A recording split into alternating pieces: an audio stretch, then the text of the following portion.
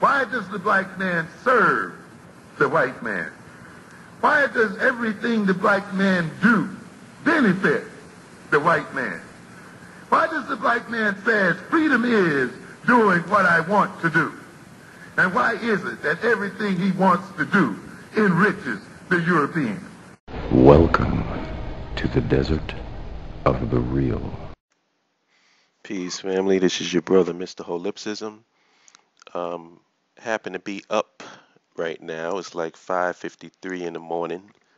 I'm usually at work, but I have day off, so that gives me time to sit up and think about shit that I normally or I'm not thinking about, during the course of the night. I wanted to address something because I got a question from someone on one of my videos, and brother was very, respectful, and he raised an issue, or he had a slight difference of opinion with me on the concept of land, infrastructure, and nationhood. I don't think, well, I'm not going to say his name. I'll just put out what he said, and it's on the video. It's in one of the comments of the video called Ralph Tresvant, Negroes and Marching that I did. I think that was the last video I did. And basically, like he said, that he had a problem with the concept of land, infrastructure, and nationhood because it was centralized. Like he was saying that if you're going to fight an enemy, you can't have your system be centralized. And actually, I agree with him on that. I agree with him on that point. If you're going to fight an open enemy, you can't have a centralized system because it gives you, especially when you're dealing with a more powerful enemy, or a more militarily advanced enemy, it doesn't make sense because it's basically you're making yourself a target. With that being said, that the whole presupposition around that argument is based on this concept of you fighting an open enemy. Which leads me to the point of my video, which is, who is nationhood for? Is nationhood for us, or is nationhood for them? And what I mean by that is the point of us establishing a nation for our people is so that nation can serve as a vehicle for us to go fight the United States government and the white man? Or is the point of us creating a nation for our people is so that we can have socio-economic and political control over our environment, that we can have a functional instead of a dysfunctional culture, so we can produce functional families, functional individuals, and so that we can ensure a future for ourselves and our people? What's the end game? See, this is the fundamental, like, fork in the road right here. Because, all right, I'll give you an example. I look at the stuff that's going on with us in America right now. I look at the cops killing us and all of that stuff. And keep in mind, the cops are just the strong arm branch of the state. They're not even the United States government. But the state has their enforcers, and the cops represent that. There's a way to handle that without going to war with the United States government. You got to understand, it's not the army that's in our community killing us. It's the police, which you're talking about a local issue. Sometimes we make these things out to be gigantic and huge, when actually, if you look at it within the context of what's going on in the world and our current state and reality, these are things that we can handle quite easily. And like I said, I have a plan to end police brutality in 30 days. I'm not going to say it online. I'm not going to talk about it, but if we're in an internal meeting and somebody wants me to express that and bring that forward as a bill to the nation, I'll do it. But I make that point to say nationhood is for our people, the future of our people. I don't want our new nation to look like Afghanistan and Iraq. And if you notice, even Iran has basically eliminated the tough talk, tough guy, aggressive, violent rhetoric against the United States and Israel. They've stopped it, and this is from a strategic and tactical standpoint. Because Iran realized, listen, man, I don't know what their ultimate plans are. Maybe their plan is to one day down the line eventually fight Israel, or maybe their plan down the line is to eventually, I don't think that that's the case. I don't think that that's very smart. I think if you want to beat a nation, you got to beat that nation in terms of your economy, in terms of your quality of life. You got to make your nation more attractive than the other nation. You can't. It's not beating people by military force is not practical in today's society. Because why? You have Bai Mei from Fist of White Lotus walking around, who's the most powerful military force in the world. So you're not going to go up against them in a traditional warfare. You're not going to do it. And you're not even going to go against them in non-traditional warfare. Because if anything, you're putting up a fight, but you're not, by you fighting with that enemy, you don't even have the time to develop your nation. How can Iraq, well, I won't use Iraq, Afghanistan. Well, I will use Iraq. How can Iraq and Afghanistan develop jobs and opportunities and industries and all of this stuff when their main their main form of business right now is fighting enemies? So I mean, how is the quality of life in a situation like that? See, when you have countries and you have nations, there are certain things that you have to be concerned with that are real important things and the things that people really care about in a functional society. I'm not talking about a war-torn society, but a functional society. You're doing industry, business, job opportunities, um, you know, economic opportunities like for growth and advancement. Being able to be an entrepreneur,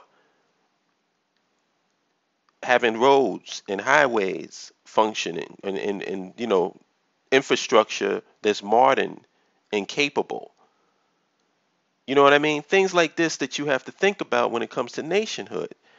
And if you're dedicating your time toward fighting people, and then you have exactly what's going on in the United States right now. If you notice, the United States can invest trillions of dollars in warfare, but then when it comes to helping people who are not working, they cry like bitches. Oh, these people want welfare, they want food stamps, they're in this entitlement generation, da da da da da da da da da. So you're holding your wallet like you don't have a dime in your pocket. But when it comes time to spending money for war, then you got all the money in the goddamn world. And what has that done for the economy of the United States? And keep in mind, I don't even, my issue is not helping the United States economy get better. I could give a shit about it. I want it for us to have a nation of our own so we can worry about our economy. Worrying about how our banking industry is doing, how our investment industry is doing, how our infrastructure is doing. That's my concern. So when you put stuff out there and you place and center yourself, your reality around yourself and your people, that's a non-confrontational strategy and tactic. The United States can't come in and say, "Oh, these people are trying to do this because they want to blow us off the face of the earth." Iran is still dealing with that statement, even though it didn't mean exactly what Israel is saying that it meant. The statement was still made and is still out there. And what it does is now it puts Iran under this microscope where every damn move they do has to be analyzed by the international community, because the United States can use their rhetoric against them and say, these people are trying to attack us. These people are trying to get themselves into a position so they can attack Israel. And how do they do that? By your rhetoric, your aggressive rhetoric that you can't back up. You can't back it up. If you're trying to fight B.A.I.O, the white, and in case people don't know who B.A.I.O is, that's the long white-haired guy in Fist of White Lotus. He was also in Kill Bill, I think one or two, one of them. He is a guy who is the top martial arts expert in the world, who was so advanced. They didn't show this in Kill Bill, but he was so advanced in Fist of the White Lotus that you couldn't even touch him. If you even tried to come aggressively toward him, his body would just float away. That's how advanced he was. So you're dealing with B.A.I.O, and the guy in the movie who had to fight B.A.I.O had to go and do training for years before he can go back and try and come up with a strategy to fight B.A.I.O. So even if your intention is aggression later on down the line, you have to have training to do it. And if you're training to beat B.A.I.O, if that's your goal, do you hold a press conference and go, ladies and gentlemen, I just want to make an announcement. I'm currently in training so I can whoop the ass of that bastard B.A.I.O. Do you think that would be a smart thing to do? And do you think B.A.I.O would say, oh, wow, let me let this guy train so I can see what he's about? Or would B.A.I.O crush you out before you even had an opportunity to start training?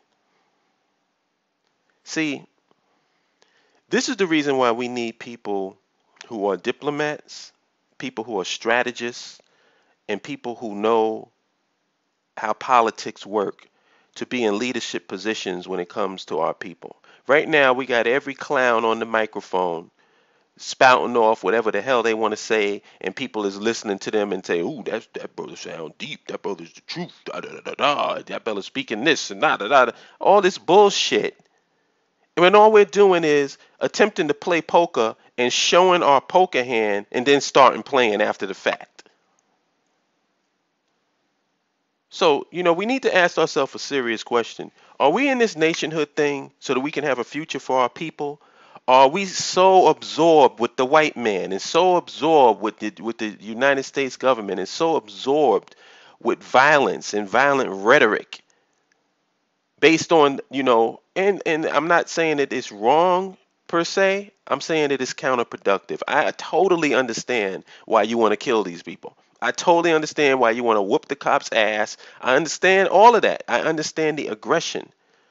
But the problem is, the reason why aggression is the only option on the table is because we haven't put the nationhood option on the table. We haven't put the land, infrastructure, and nationhood option on the table and seriously had that as a thing, as a discussion in our community.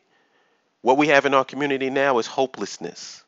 What we have in our community is leaders who have not even touched upon the subject of land, infrastructure, and nationhood. So what do the people get? The people get frustrated. The people get hopeless because the people don't see any other solution other than running out into the battlefield and getting killed or killing somebody. And just that confrontation itself, the confrontation and the heat and the energy is all our people can see, and that's all we're wrapped up in right now. Because there's nobody with any clear, concise, rational strategy and tactic to combat our situation right now. Those people are called representatives and leaders. We don't have any. And that's the reason why violence is an option on the table. And that's why I made that video. No justice, no peace. As long as there's going to be injustice, there's going to be unrest. There's going to be violence. And it's going to affect white people. It's going to affect the cops. And it's going to affect our people. Do you want to go down that road? Or do you want to go down the nationhood road? I want to go down the nationhood road. The solution to the police brutality, besides the one that I will introduce, is a bill. But ultimately, the solution to all of the problems that we have in America is to set up a base of operations outside of America. Like I said, it would only take 2 to 5% of our total population right now. And basically those 2 to 5% would be our brain trust, our think tanks, our scientists, our engineers, our mathematicians, our physicists, our, architects, our diplomats, our great minds. Those 2 to 5% would be the ones who would be responsible for establishing this new nation on the continent. And then once that nation is established, then the United States of America and the vast majority of our people here would be a satellite nation. That would be its function. It would be a satellite nation doing business and trade with its base of operations on the continent. And I'm speaking in I can't even say that shit this morning. I'm speaking in general terms right now. And that's as far as I'll go. I won't go into specifics. But that's it in a nutshell. So leave some comments for me. Let me know what you think about this. Let me know if you on the same page with me, if you think I'm full of shit and I don't know what the fuck I'm talking about. Whatever the case, just leave me a comment and we'll mix it up and talk about this a little bit more, okay? Talk to y'all later. Peace.